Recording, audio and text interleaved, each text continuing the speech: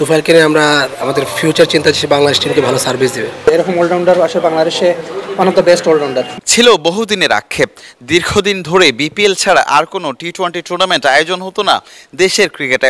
এবারের এনসিএল টি-20 আসর দিয়ে কিছুটা হলেও মেটাতে পারবে সময়ের দাবি। আক্ষেপের গল্প যেন শেষ হবার নয়। একজন পেস বোলিং অলরাউন্ডারের অভাব, যে অভাব ঘুচে যেতে পারে সিলেট বিভাগের অলরাউন্ডার তোফায়েল আহমেদের মাধ্যমে। অবশ্যই তোফায়েল আহমেদ লাস্ট শুধু এই টি-20 না, জাতীয় লিগের এনসিএলের 4 ডে ম্যাচগুলো তো কনসিস্টেন্ট সে পারফর্ম করে আসছে এবং আমি মনে করি যে সে ভালো একটা অলরাউন্ডার। আমরা আশা করি যে তোফায়েলকে নিয়ে আমরা আমাদের ফিউচার চিন্তা করছি, বাংলাদেশ টিমকে ভালো সার্ভিস দেবে। এই ধরনের ক্রিকেটার বাংলাদেশ দলে খুব গুরুত্বপূর্ণ নিশ্চিত করে। অবশ্যই একটা অলরাউন্ডার একটা যে কোনো টিমের জন্য খুবই গুরুত্বপূর্ণ, কারণ তার একটা ব্যাটিং বা বোলিং যে কোনো একটা সাইড সে যদি কন্ট্রিবিউট করে তো টিমের জন্য অনেক লাভবান হয়।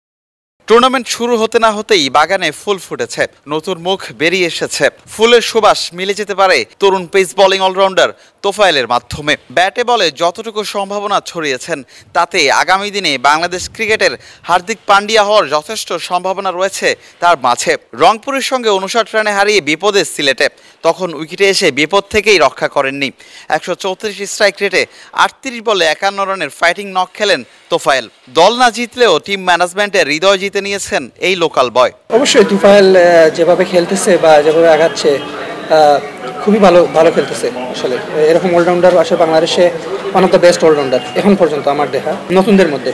ও যে জায়গায় ব্যাটিং করে ওই জায়গায় আসলে তেমন বল খেলার সুযোগ থাকে না, বাট কিন্তু ও নিজের জায়গাটা নিজে করে নিতে পারতেছে ওইটা। আর বোলিংয়ের দিক দিয়ে আমি বলবো ওর এখনো নতুন, খুবই ভালো বোলিং করতেছে। আমার কাছে মনে হচ্ছে ওর ভবিষ্যৎ খুবই ভালো। মডার্ন ডেতে এই ধরনের ক্রিকেটারের গুরুত্ব দেখেই ব্যাট বল দুটোই সামলানোর দায়িত্ব নিয়েছেন তোফায়েল।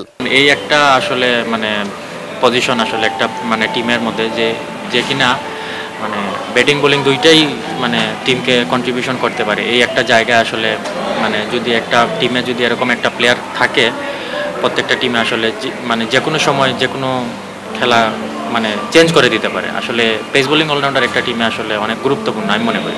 মা বাবা 3 বোনের পরিবারে তোফায়েল স্বপ্ন দেখছেন, স্বপ্ন দেখাতে শুরু করেছেন। ক্রিকেট 97-কে জানিয়েছেন উঠে আসার গল্প।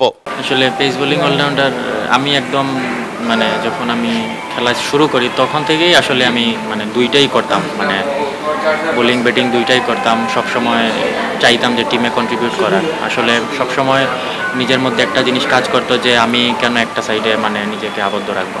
আমি টিমকে যদি আমার ব্যাটিংটা আছে সাথে যদি আমি বোলিংটা করতে পারি তাহলে আমার দুই দিক থেকেই টিমটা বেনিফিট হবে। সো আস্তে আস্তে প্রথম দিকে এত প্রফেশনালিটি ছিল না আমার মধ্যে যে এই জায়গা থেকে আমি আরও দূরে যেতে পারি। দিন দিন যত আমি এই জিনিস থেকে আমি দেখলাম যে আমি উপকৃত হইতেছি, টিম বেনিফিটেড হইতেছে, তখন বুঝলাম যে না, আমার মধ্যে হয়তো বা পেস বোলিং অলরাউন্ডারের একটা আছে। সিলেট আন্তর্জাতিক ক্রিকেট স্টেডিয়াম থেকে বিলাল হোসেন শিমুল, ক্রিকেট 97।